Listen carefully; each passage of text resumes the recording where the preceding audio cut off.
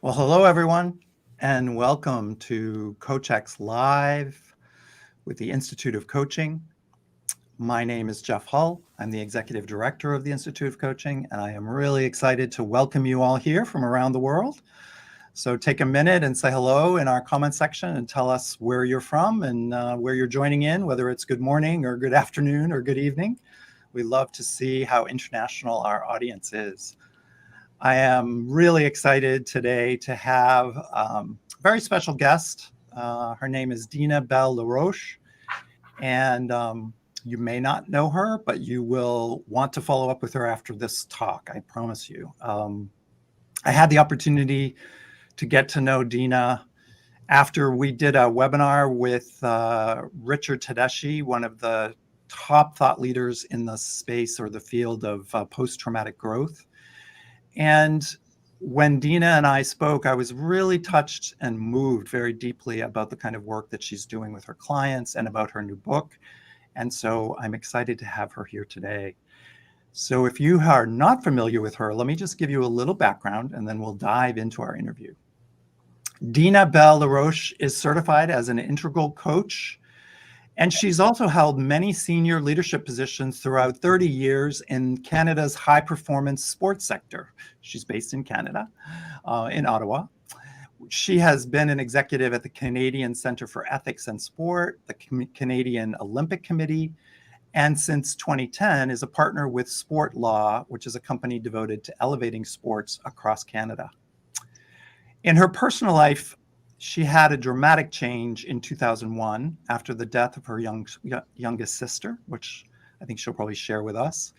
And since then, her own journey through grief inspired her to advocate for greater grief and loss literacy in general. She's become a keynote speaker, a published author with a new book, wonderful new book called Grief Unleashed. And it really demonstrates her commitment to helping bereaved, anyone going through a life transition or a loss, to reimagine a new relationship with loss. She activates this passion through her workshops, speaking engagements. She runs grief cafes. She does volunteer work. She writes regularly on the subject of transitions and grief, and obviously is a very successful coach. So with that, I am honored to welcome you here, Dina, and talk about a really important subject that we don't talk about enough in the coaching field. So thank you for joining us. Well, thank you for having me. I loved just, I don't know, the way in which you introduced the conversation, and I could feel your generous heart, Jeff, which is why I said yes to having the conversation with you, because connecting with fellow and sister coaches is so important to me, given the work that we do and the impact that we have on the lives of one who then can have the impact on the lives of the many. So really delighted to be with you and all of you today. Yeah, thank you. I mean, it's not always easy for us to find sort of new and exciting voices in the coaching field. So when you and I met and I was so deeply touched by the work that you do, I knew immediately that I wanted to have you do a webinar for us, which you're going to be doing next month. And I'm really excited to have this sort of teaser conversation and encourage everyone to join us on June 6th for a deep dive.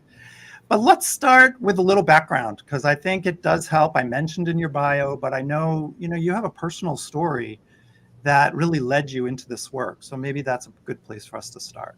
Mm-hmm. Yeah, I love that we're going to geek out on grief here, because usually it's something that we want to put back into the bottle. And what I'm actually inviting us to do is to unleash it, is to express it, to honor that lived experience after a life-altering loss, which is what happened to me in 2001 after my younger sister Tracy died. And the two of us were new moms. Her son was 14 months old when she passed, and my daughter was 16 months old at the time. So, Wow. I write in my book, we were preparing for Ferberizing our children and, exchanging tips on food and breastfeeding. We did not imagine that we would be grappling with a cancer diagnosis alongside being new moms. And that lived experience, it was back in 2001. So it was just over 22 years ago now. And it feels like yesterday at times. And so my inspiration for this book, and also for connecting it to coaches, is sharing passion around my ongoing journey through and with grief, and busting myths on thinking that somehow there's destination, we're going to get over this experience, and then equipping people with some wisdoms that they can better support themselves when life goes sideways, and then support others. Yeah, I so appreciate that. And I think that, the bottom line is that in our culture, especially in the Western culture, this is not a topic that we spend a lot of time talking about. If anything, we tend to be avoidant, or we tend to be dismissive. And yet it's something, whether it's the loss of a loved one or coming out of the pandemic, I mean, who wasn't touched? Who hasn't been touched with some level of trauma throughout that experience? And so it's really important for us as coaches to become facile, to be aware and open and connected with our clients in carrying them in some ways through these difficult transitions. And what I love about your work is that you have a way of reframing grief. And I'd like you to speak a little bit about that, because in a sense, it's not a downer, right? It's like looking at life with not a rose-colored glasses, but with a true, direct, compassionate lens on how we transform these experiences into growth. Speak a little about your position on that. Yeah, it's beautiful, exquisite, actually, and a couple of things, and then I'm going to read a passage. You inspired me there, just the way that you talked about the reframing, because I want to honor some work of Terry Tempest Williams, who's a naturalist and an author, and she wrote a beautiful book called Finding Beauty in a Broken World. So I'll come back to her passage, because you'll feel in her words, part of what I'm trying to do is help us acknowledge, not avert our gaze, and acknowledge the fact that we're born, we live, and then we die. And part of what and I love that you've brought in culture, because not all cultures have a relationship with dying and death the way that we in North America tend to do. And we're generalizing, of course, because in Canada, for instance, there's a lot more multiculturalism in our culture. So we see different groups come together and be more facile, as you said, with rituals and the way in which they can prepare for and be with and accompany the dying, and then the ritualization of that after. So they're a lot more graceful in their experience, more compassionate with both themselves and others. So anything I share with you here today wasn't, it's not owned by Dina. It's my own grappling with a life-altering loss, finding hope amidst the scorched earth in Nicaragua, where I was building schools in honor of my sister, and awakening the part of me that I never thought I would find again through hope. And more recently, finding my own voice, my own words, because I'm so generous in my desire to help people not grieve the way I have, because our grief is individuated and so connected to the loss that we have had. So what I would invite people to do, maybe, Jeff, is as they're listening to our conversation, for them to situate this in their own lived experience of a loss. So rather than receive our words as knowledge nuggets, really helping you anchor it from your own wisdom and your own lived experience with a loss. It's by invitation, of course. I just find that maybe you'll learn something or be drawn to something that you and I experience here today. Because, what the thanatologists, right, the people who study grief and loss, what they'll share with you is grief is the natural and involuntary response to a severed attachment. When that attachment is severed, the natural response is to, ouch, something inside me feels broken, because it is. And when we can awaken to that and give ourselves permission to acknowledge the loss, acknowledge the pain it's going to create, acknowledge that we don't reward speed or become attached to an outcome, then we allow the purpose of grief to unfold. And we don't have a magic bullet like 6 months or a year. We can predict certain things. We can predict prolonged grief and how that might manifest itself. But our attachment to the person, the territory, the pet, the dream is as individual to us as our imprints, right? As our fingerprints. So it's so important for us to not superimpose our ideology and our coping practice onto others, because we do that and then we tend to shame people into silence because now they think they're doing grief wrong, as I did, 20 years ago. So we kind of default then to the normative, and in North America, let's see if this feels true, we tend to reward the stoic and the brave and the people who get on with it and focus on the future and compartmentalize that pain into something that needs to be expressed. Or potentially even deny it, right? Try to push it aside. Yeah. Yeah, I just want to encourage the audience. I see people from all over the world joining us. We have someone from South Africa, wow, and Oregon and Ithaca, New York, all over. To take heart in what Dina is saying about being present to your own experience. Like, where does this show up in your own heart? There isn't any one of us that hasn't been through a loss, that hasn't been through this kind of experience of grieving. And, I just have a conversation with myself. I just had a conversation with my aunt who lost both a sister and a husband within a month last year. And she, in fact, is a trained psychotherapist. So you would expect, culture, that she would know how to do grief, right? And she said to me, so many people are telling me that I should be over it by now because it was last fall or last summer. And I just remember feeling this incredible wash over me of, why do you have to be over something? Yeah. Just integrate, experience. And she also was feeling a little guilty about that. She was having some moments of happiness again. She was finding joy, and the grief and the joy would come together back and forth. And she felt a little guilty about that. And so you're right. I mean, we all have our own individual and unique expressions of these experiences. And I'm not her coach, but all I felt in that moment was that I should hold her and give her permission. And I thought of you because I thought, what would Dina do? Well, I love that you're modeling that, Jeff. Well, often all yeah, it's needed is the holding, the listening. There's a saying that says, if you can't improve on silence, say nothing. And never is that more true when someone is bereaved. And I want to call in the words of Terry Tempest Williams. And here's what she says. She's recounting a story to a dear friend of hers, and she gave me permission to write this passage. This passage changed my life. So let's see what it does for you. She says to a friend of hers, "You are not married to sorrow."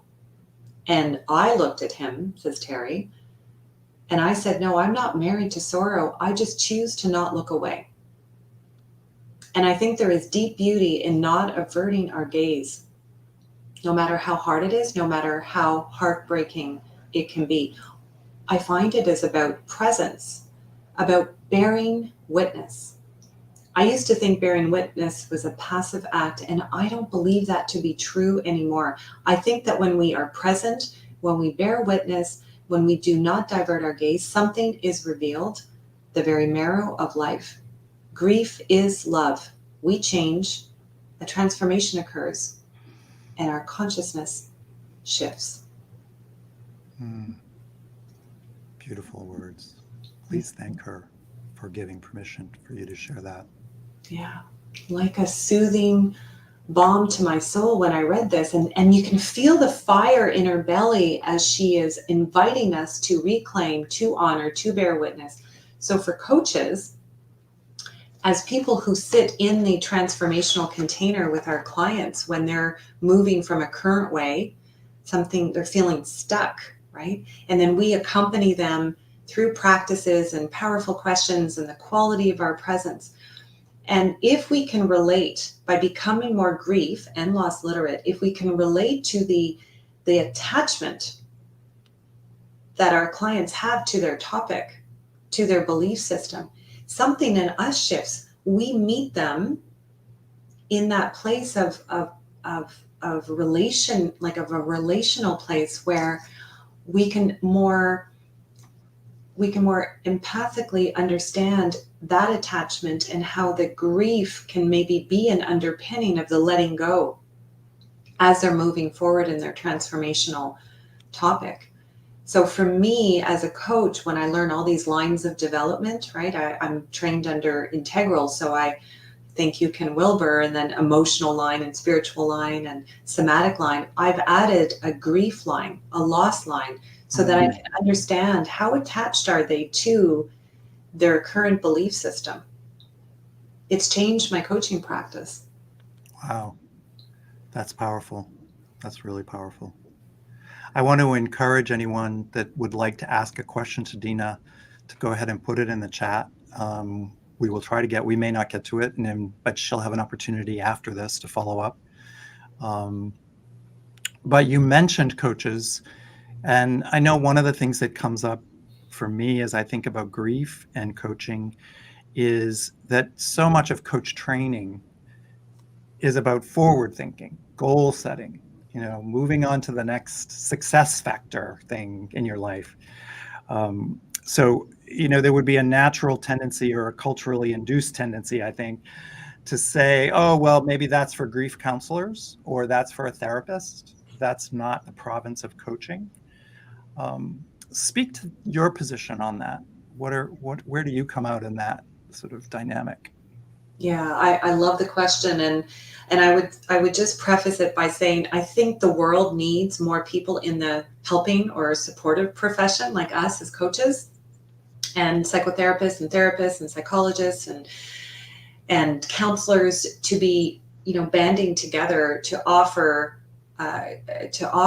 more counsel and support in a way that is informed and us understanding, of course, our scope of practice and where we feel comfortable and where we don't.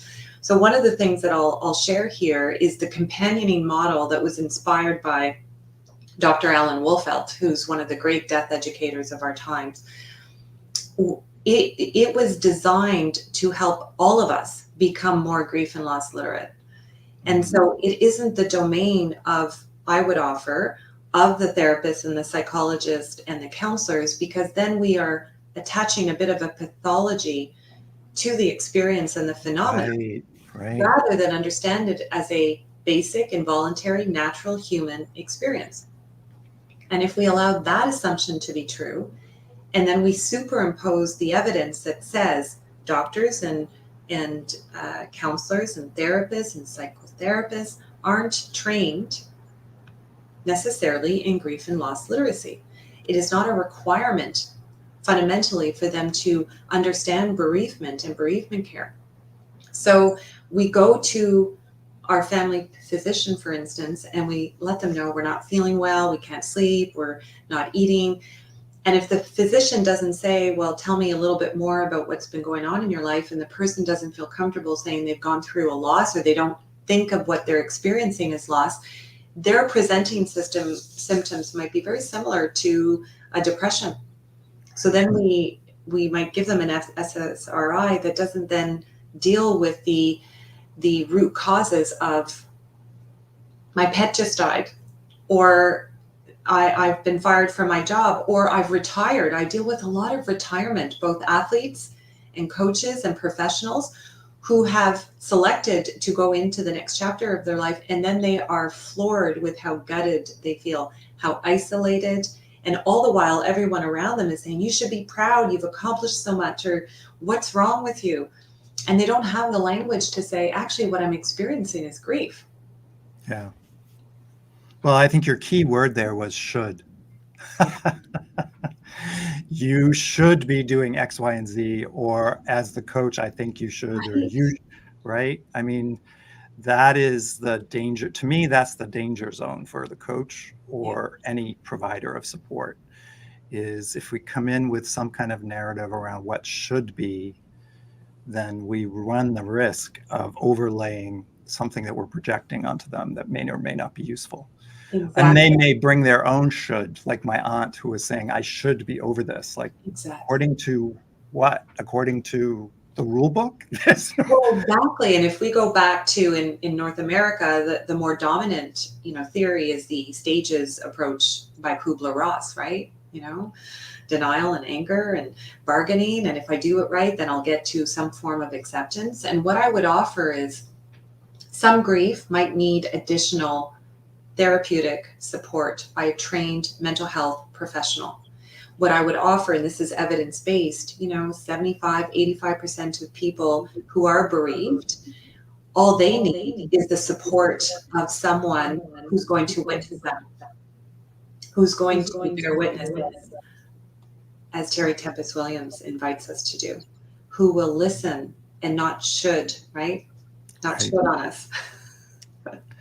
Yeah, I mean, sometimes it's as simple as being the companion in presence, to allow someone to go through what is their own personal, heartfelt experience of loss or grief. And there's a great question coming here through from Jerry Udelson, who says, can you say more about clients' belief systems? And I think she's touching on something powerful there, that as a coach, how would you engage with a client who is, like my aunt, was kind of stuck in her own self-belief about this. And I'm curious, and I think that's what Jerry's getting at, is what do you recommend as a coach? Because obviously you're not trying to push the client in any direction, but you're trying to open a space. So how do you do that? Yeah, thank you for the question. And what I would offer is to understand what are the beliefs around this thing that they feel that they should be doing or not doing. If we take the example from your aunt, and understanding how that might be connected to a core value. And if we can understand that core value of courage, for instance, which is one of my values, when I was grappling, is a word, through my sister's, after her death, I was on a plane the next day welcoming the International Olympic Committee, the other IOC. Wow. To Canada, because we were vying for the 2008 Olympics. And people were like, wow, Dina's here. She's so strong. And so that narrative of being strong can cement and anchor, and the reward system of being brave creates an attachment now to, I need to be brave and continue to be brave. And so I can't cry. So all of these beliefs then in my grief experience kept me stuck, unbeknownst to me. Whereas the brave move is actually to express and lean into your pain and articulate it. And very much like the trauma-informed training course that you're doing, inviting coaches to have a baseline form of literacy, not so that we can do the therapeutic work that might be required of people who have skills in PTSD or trauma-informed practice, but that we as guides and coaches and companions can be aware of it, notice it, help a client regulate. And then what I would offer, we can only take people as far as we are ourselves willing to go. So if I have an aversion to anything grief related, I will not speak about the D word. And I have ideas or limitations around how we express and what our coping practices are. If I don't understand instrumental versus intuitive coping, if I have these very truncated ways of associating on the topic of grief and loss, it will shrink and limit my capacity to meet my client where they're at, and then limit my capacity to bear witness, to be in presence, ask a powerful question, because I'm afraid I'm not sure I can handle what they're going to, share with me, which is why I'm advocating for baseline grief and loss literacy, so that I can be present and be comfortable in that scary place when a loss has occurred. And as we've talked about, Jeffrey, that loss could be the ending of a relationship. It could be my children have left home. It could be, my teammates made the team and I didn't.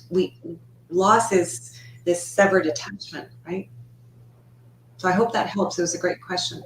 Yeah, no, I think it's beautiful. I think it's a beautiful answer.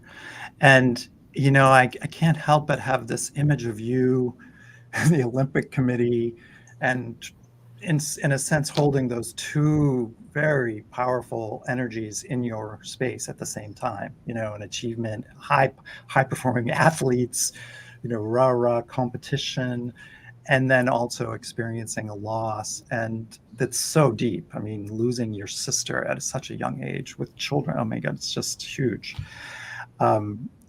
And I'm curious about how you worked through that for yourself and decided to become a coach, because there may be some nuggets in your process and your experience that could be really valuable to those coaches that are sitting with this right now thinking, wow, I need to become more adept, more present to my own experience, but also to creating a safe container for my clients who may be experiencing grief. Mm-hmm. Yeah, like anything, it just kind of sort of unfolded, right? I have 3 children. I only had one when Tracy died. And so being able to trace back my history, which I do in my book, and I talk about how the first decade was very much about, uncovering my wound. First 7 years, I just bottled that up because I was having babies and trying to figure out my career. In the second decade, it was more about continuing my bond with Tracy, which is a beautiful theory that talks about just because the relationship or the person has died, it doesn't mean the relationship with the person has to die too.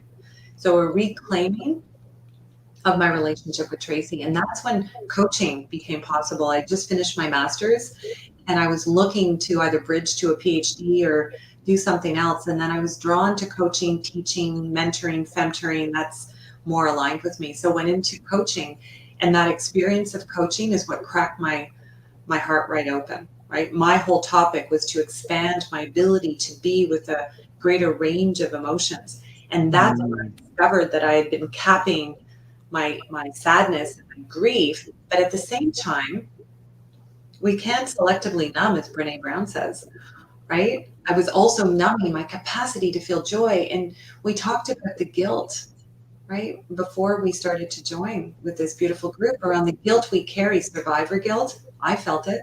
Or the guilt Sure. of having joy in my life again and thinking, what's wrong with me? My husband or my sister or someone I love just died. How can I be experiencing joy?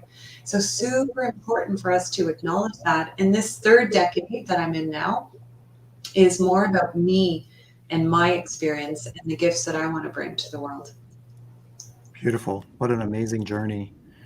I'm curious in the last few minutes if you have found, I've noticed in the chat a couple people mentioning sitting Shiva and for loss. And I'm not Jewish, but I'm aware of friends of mine that have been through that ritual. And I'm curious, and the power that goes with that.